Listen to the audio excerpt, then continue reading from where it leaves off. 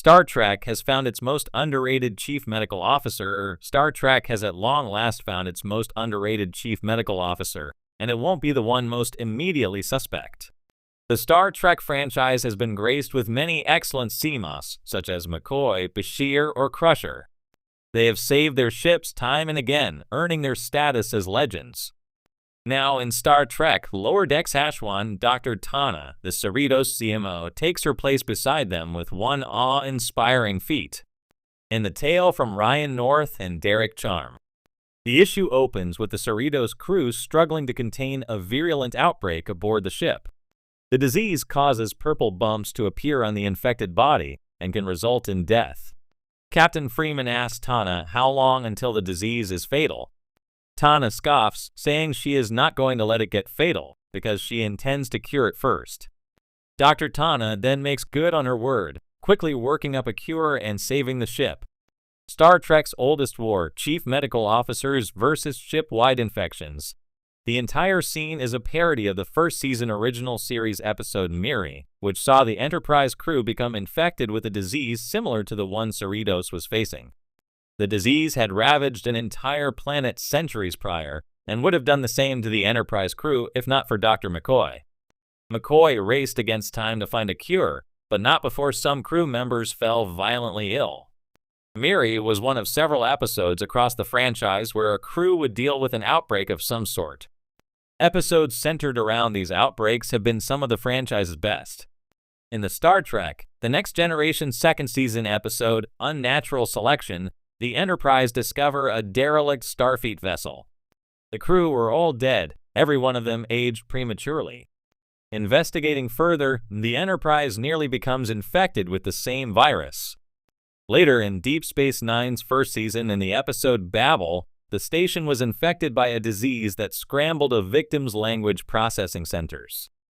In each episode, the show's respective chief medical officer was instrumental in saving the day on Starfleet vessels. The chief medical officer is one of the most important positions.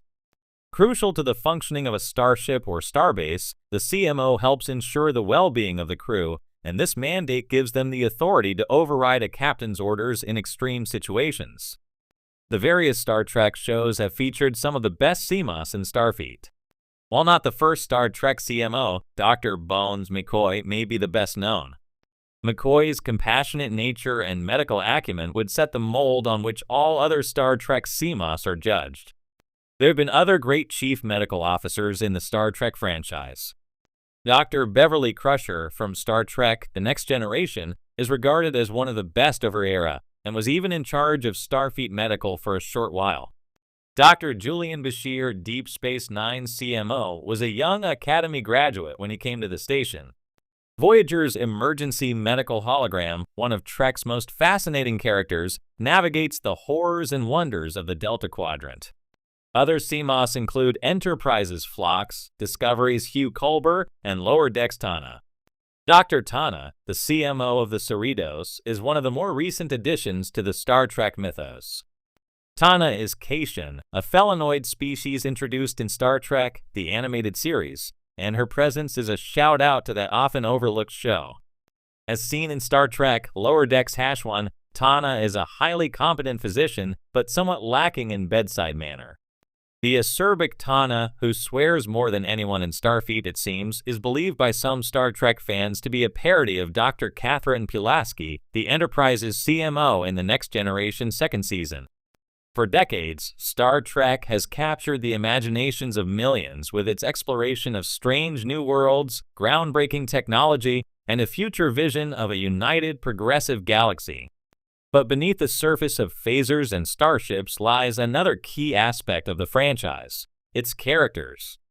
Among the most pivotal roles on any starship is the chief medical officer, the person responsible for ensuring the health and survival of the crew as they face the perils of space travel.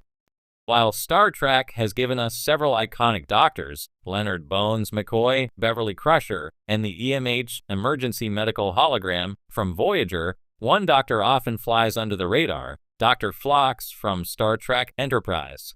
Despite being less celebrated than his predecessors, Dr. Phlox stands out as perhaps the most underrated chief medical officer in Star Trek history. Played with warmth and humor by John Billingsley, Phlox is a Denobulan physician who served aboard the NX-01 Enterprise under Captain Jonathan Archer.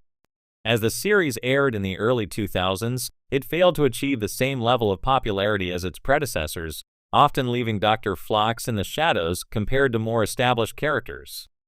However, upon closer examination, Phlox emerges as one of the most intriguing, multifaceted doctors in the Star Trek universe. One of the key traits that makes Dr. Phlox so unique is his perspective on medicine. Unlike the more human-centric doctors who preceded him, Phlox brings a distinctly alien approach to his work.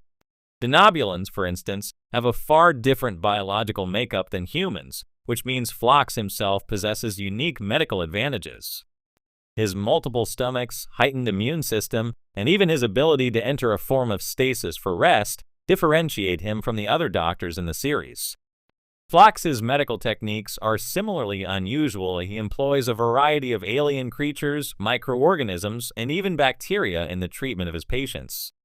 This marks a significant departure from the more traditional use of advanced medical technology seen in other series, adding a layer of curiosity and creativity to his character. But Phlox's medical prowess isn't the only thing that makes him stand out.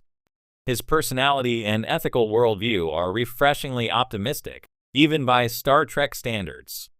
Where some doctors, like McCoy, lean into sarcasm and grumpiness, Phlox is endlessly positive, warm, and empathetic.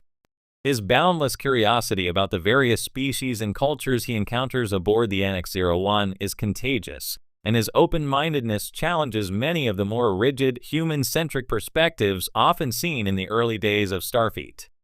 While McCoy was famously skeptical of alien technology and cultures, Phlox embraces diversity in all its forms and sees it as an opportunity for learning and growth. Another element that contributes to Phlox's understated brilliance is his ethical complexity. Throughout Enterprise, he is faced with numerous moral dilemmas, many of which have no easy answers. One such dilemma occurs in the episode Dear Doctor, where Phlox and Captain Archer must decide whether to provide medical assistance to a dying pre-warp civilization. Phlox argues against intervention, citing the Prime Directive-like principle of not interfering with the natural evolution of a species. His decision is grounded in a deep understanding of the long-term consequences of medical intervention, even if it means letting individuals die in the short term. This moment showcases Phlox's willingness to look beyond immediate emotional concerns and see the bigger picture, a trait not often associated with doctors in the Star Trek universe who tend to prioritize saving lives above all else. Phlox also offers a fascinating counterpoint to the more bureaucratic or militaristic attitudes present in early Starfleet. While characters like Archer or T'Pol may approach situations from a tactical or scientific standpoint, Phlox is consistently guided by his humanitarian instincts, even if they occasionally clash with the needs of the mission. His relationships with the crew also highlight his emotional intelligence. Whether it's comforting the homesick Hoshi Sato, mentoring the ship's young ensign, or developing a strong father-like bond with Captain Archer, Phlox serves as the ship's emotional anchor. His ability to provide wisdom and support goes beyond medical expertise. He's often the crew's moral compass, reminding them of the value of compassion and understanding. Ultimately, Dr. Phlox represents a broader theme in Star Trek, the blending of science, ethics, and humanity, or in this case, denobulanity. He exemplifies the notion that true leadership doesn't always come from those wielding phasers or captaining starships, but also